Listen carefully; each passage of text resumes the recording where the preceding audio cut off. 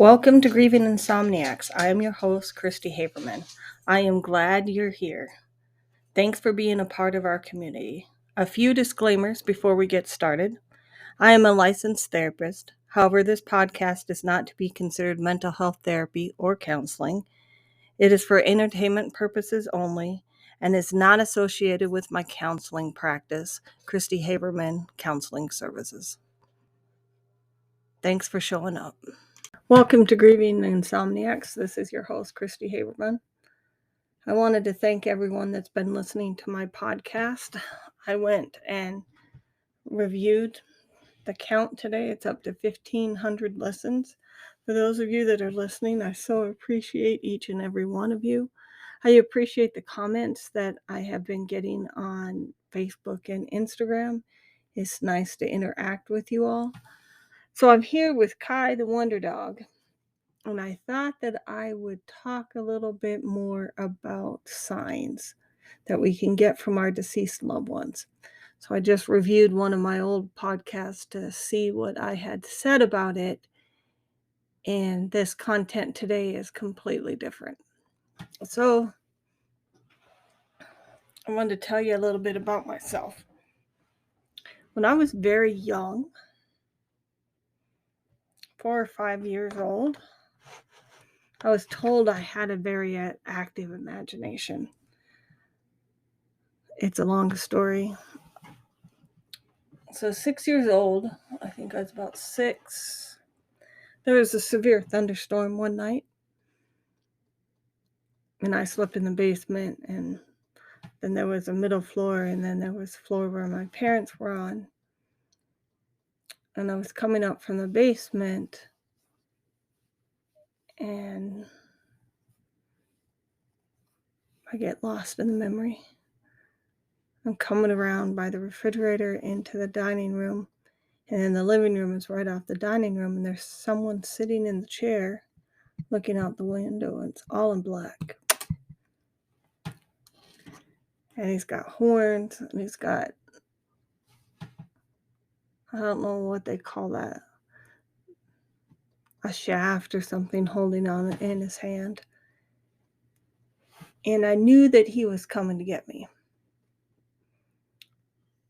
And I was running up the stairs trying to get to my parents, and he grabbed my leg, and I just started screaming.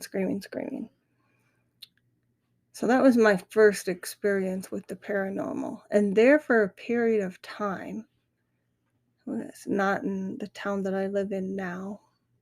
I guess I don't mind telling you where. It was in D. Smith, South Dakota. The house is still there. I drive by it sometimes when I'm driving through South Dakota. Think about that house. Wonder if that thing is still there. During that particular period of time, I saw a lot of things.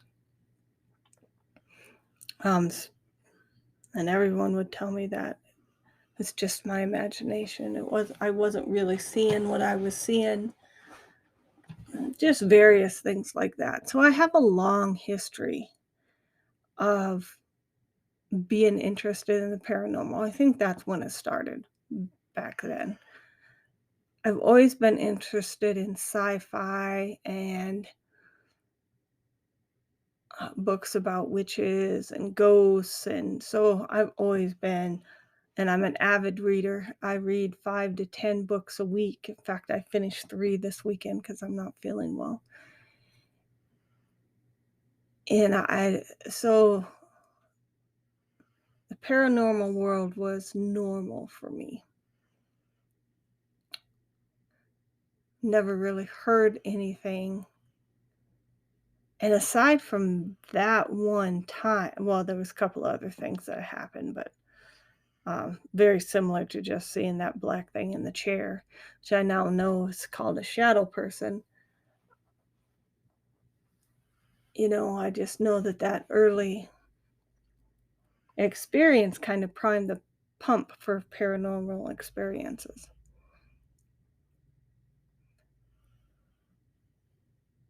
And my husband,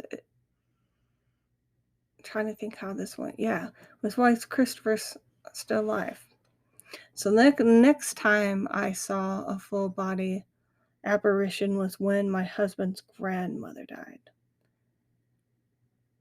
So I was in college, but I was in my late 20s. I went to college late.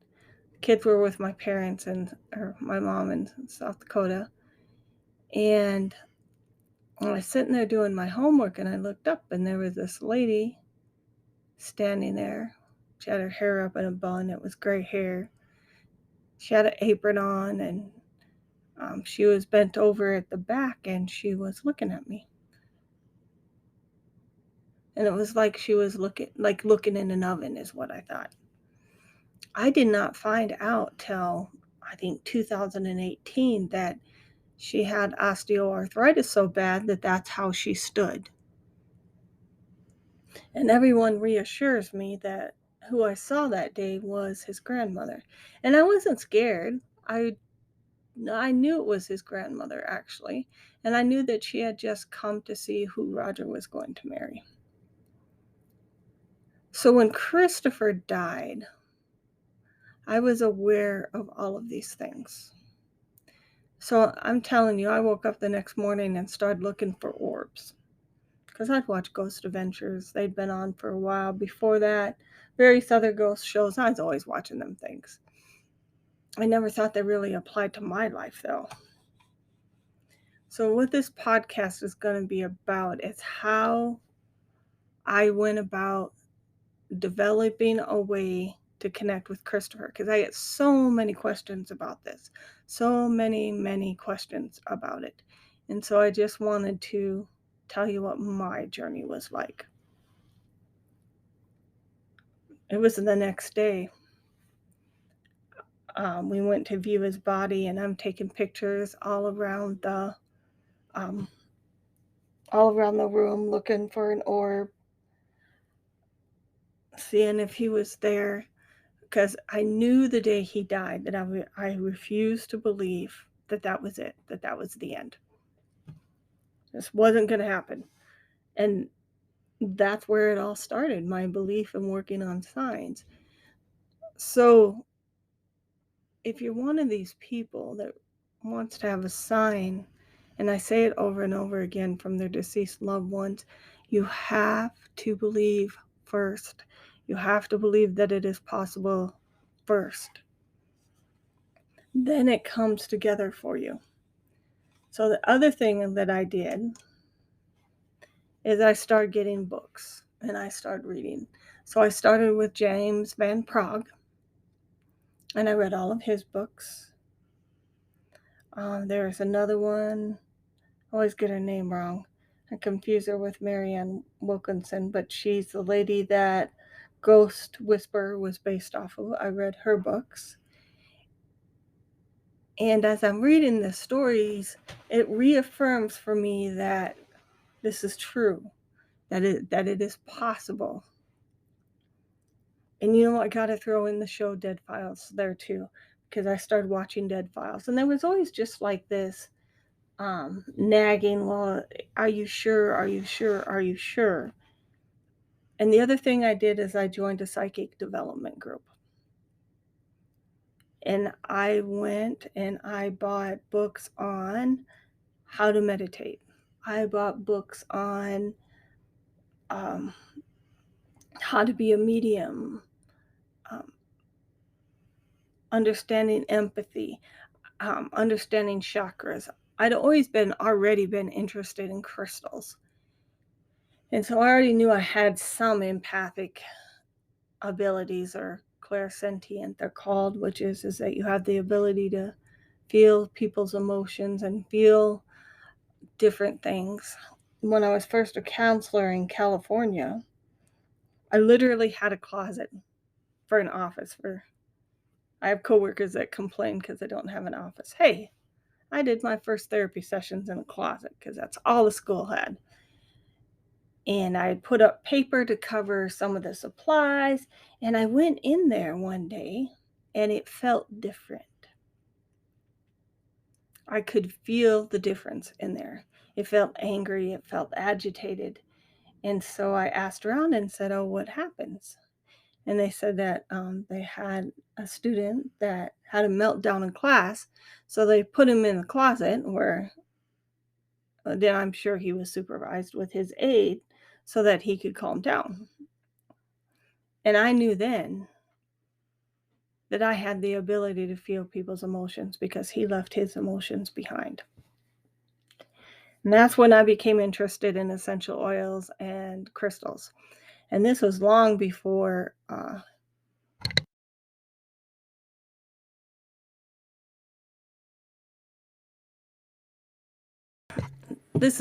think it was long before Young Living and those essential oils, because this was 2001. Oh, that's the year I graduated. So 2000 maybe? 1999, a long time ago. And so I'd always been aware. And so I started using essential oils then. I started using visualizations back then because you, as a therapist, you tend to take things home with you. And so had a visualization where I drop off all the problems of the day in a box on the street corner and pick them back up on the way home. So I had some pretty good empathy skills because of being a counselor, and also had pretty good visualization skills because of being a counselor by the time Christopher died. And I'd off and on meditated, and I also off and on had done guided meditations. But after Christopher died is when I actively started practicing how to connect with other people. And you guys heard me before. In fact, somebody reached out to me and asked me to do a tarot card reading again. I haven't done so because I'm not feeling real well, but when I got all my health issues figured out, I'm going to start reading tarot cards again. But so I started reading tarot cards. And then, so I started reading books first. And I was looking through my books to see if I had any of them still, but I don't.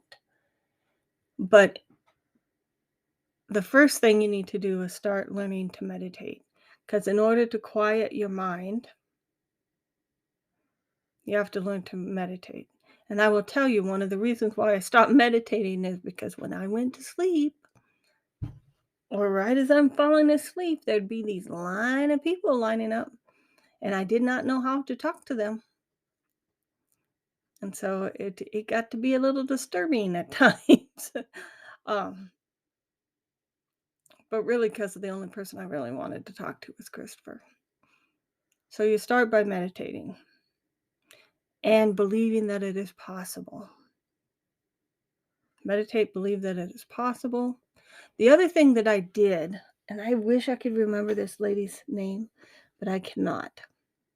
So what she suggested, because you have to develop your visualization skills. And so she said, you go into a meditative state, and you imagine a blank screen in front of you that's all white. And then you use your mind to create a rose. And you try to see that rose, touch that rose, make that rose very clear. So you can almost sniff it, smell it, make it real in your mind. And then you erase it and you do it again. Because the idea being, if you're trying to read somebody and you pull up the screen, you'll now have the ability to see what the other person is trying to project onto the screen for you. And so I meditated for a very long time. That was part of what happened. Also, I want to throw this out there.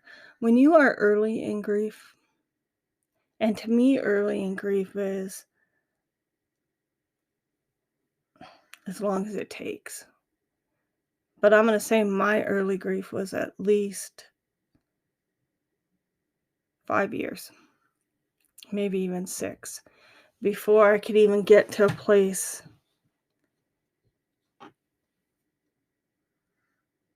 Well, I don't think that's exactly true either. Or I could get to a place that I could quiet my mind. I think that would be true. Because pretty early on, I picked the music.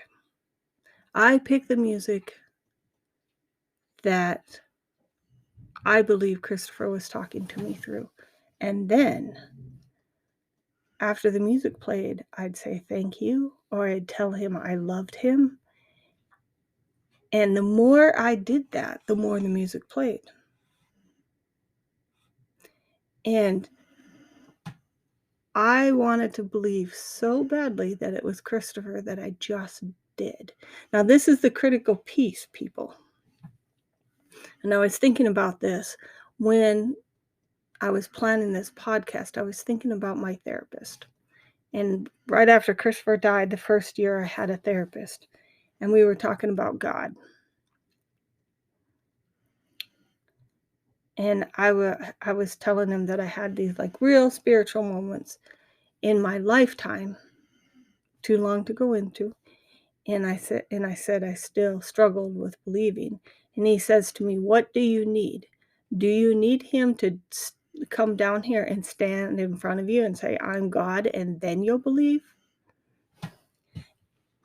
And I thought about how amazingly stupid that was, that I actually kind of had that belief system and I had that belief system about Christopher, that I would only believe that it was him if he came and stood in front of me and said, "Hey, Mom."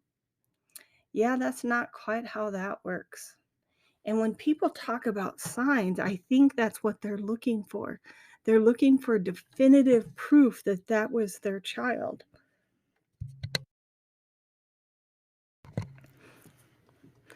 And it's not like that. It's really not like that. You have to have the faith and the belief first, and then trust what's happening. And that's how you develop a communication system. So the more you work at it, so the more you meditate, the more you say, "This is a sign for Christopher," the more you be grateful for the signs from Christopher, the more that they increase, the more comfortable you get, until you have a message system going on. And I'm thinking of a time, and I don't remember when this was, but I was still part of this psychic group, because I remember asking in the psychic group, and I haven't been part of that group for a long time. I remember coming home from a trip somewhere, and I walked into our downstairs bathroom, and there was like white smoke, kind of looked like Christopher's pet face, but kind of looked like a ghost. And there was a dead mouse in our toilet. And I remember asking in the psychic group if it had been someone, even though I knew in my mind that it was Christopher. And when I think back now and I see that image in my head, it was Christopher. But I let my self-doubt get in the way and questioning the reality, because there he was standing right in front of me. It was just in a different form than when I saw him in the garage. And so you have to trust. You have to create the signs, and then you have to trust that that's him or her. And you pick. And the more that you trust and the more that you see, the more it'll be reinforced for you. And understand, it will never be the same. It won't.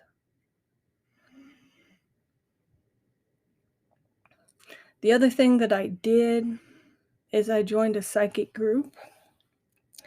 development group on Facebook, and I practiced doing psychic readings for people. And what that taught me is how to trust myself. Now, I was pretty good at it. I was still struggling at that time about, I'm this professional counselor. I have this image to uphold. What if people found out that I did psychic readings, or learned that I read tarot cards, or played with the pendulum, or just plain know stuff? That's the other thing. I just know stuff sometimes. And what would that say for my career? So I wasn't really willing to come out with it like that. So but one of the things that being in that psychic development class taught me was to trust those other senses. Because you have to shove your logical mind away and stay focused on what you feel. So now I've had some pretty interesting experiences with that. I remember one day having a client come into my office, and my heart's just racing, just boom, boom, boom, boom, boom, boom, boom, boom, boom. And I'm like, huh. And so I asked her, why is my heart racing? And she says, man, I'm riding my bike and I have heart problems and I just need a moment to breathe. As soon as she said that, my heart's not pounding anymore. And you'd be surprised how many people I ask that question to. I'll say, how come my whatever is happening? And they will answer with what's happening in them. So I have learned that if I have a bad mood, check in with the person across from you. If I got unusual aches or pains, ask the person that's near you, you feeling okay? And they may end up telling you. But the only way that you can develop those kind of skills is if you work at it. And that is the main point of my whole podcast is if you want to have signs from your loved ones, you have to work at it. It's not like it's just going to happen with no effort on your part. You have to put some effort into it, and you have to put some trust into it, and you have to do the work too. And I'm not saying that you should go out and do all of the things that I have done in order to connect with Christopher. I'm just telling you this was my journey on how to develop and how to, I don't know if you even want to learn to read tarot cards or angel cards or whatever. I just know I do. I like it. I also remember a period of time where I was pulling a card a day, and every card I pulled that day was, you're in danger, you're in danger. I was really starting to freak out. And then I went to the doctor, found out I had cancer, had kidney cancer. I'm like, oh, all right. That's what the cards were trying to tell me. And never did I see anything after that about me being in danger, especially after I got my treatment and stuff. So it can help benefit you in many, many ways, not just in connecting with your deceased loved one. It can help you be a more clear communicator with other people. It can help you understand yourself more.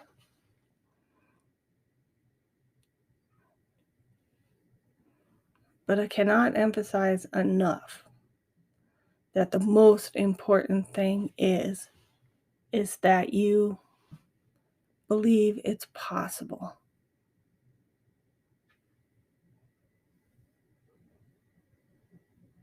You have to believe it's possible. And now the farther away that I get from Christopher dying, the more the signs are less and less. So I learned to appreciate them more. Because it's not like it's going to be on command, right? I also need to make that clear. It's just like it may be days and weeks in between your request for a sign and then when you get one. But when you get one, you say thank you and tell them how much you love them, as opposed to just dismissing it as a coincidence. I think about the few times that I have done that and what comfort I had missed because I did that. And so one other story. I told it on a mediumship recording, but I was coming out of the bathroom one day and pop, could see Christopher's face pop into my third eye, and he's just laughing. And I was like, oh, hello, Christopher. Now, I could dismiss that. It's my imagination that wasn't actually true, but I didn't. I embraced him because my son was a prankster. He was a jokester. He loved to do things like that. For whatever reason, I don't even remember when it was. He just popped into my head. I could see him clear as day.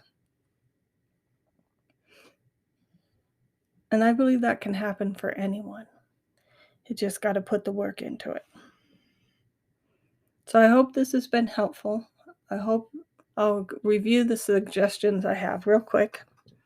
Read mediumship books. Read James Van Praagh. The only mediumship that I prefer is Amy Allen, because she does a reading, then the police officer does an investigation, they compare notes, and it is amazing. It's the only one that really shows how mediumship can really be done. The other thing is meditate. And then find some books. Read through them. Pick it up. Read through it. Feel it with your hands. One of the reasons why I don't like a Kindle. Read with your hands. Look at the table of contents. Read a little bit and see if it resonates with you. And what resonates means is, this is the one feeling. So then you take that book, you read that book, you practice, make sure that it's a workbook, and you practice, and then you practice on believing that these things are true. And then you pick your signs, pick your music, pick whatever it is that you will know without a doubt that it is your child or your loved one or your husband or whoever. Like if I had to pick with my husband, it's an annoying habit, but it's unmistakably his habit, where we're out in public and he just leans on me like I'm a door or something. And I'll have to be like, hey, get off me. I can't hold both of us up. So if he were to pass, that would be one of the things that he could do that would make me know that it was him, because that's so uniquely him. Just like Bro Him with Christopher. That song poured out of my garage for years with him and his friends. It forever will be a Christopher song. It was a Christopher song before he died. So I hope these things have been helpful. I hope this helps you on your journey to trying to get signs from your loved ones. Don't give up. There's lots of things that can get in the way. Stress, trying too hard, being sick, grieving too hard.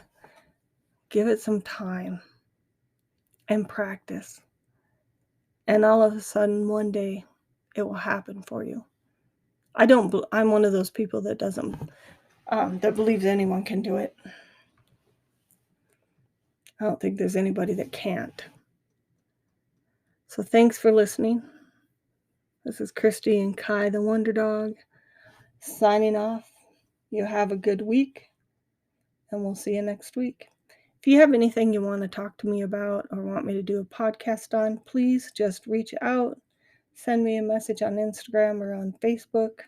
I appreciate everyone that listens to me. Thank you.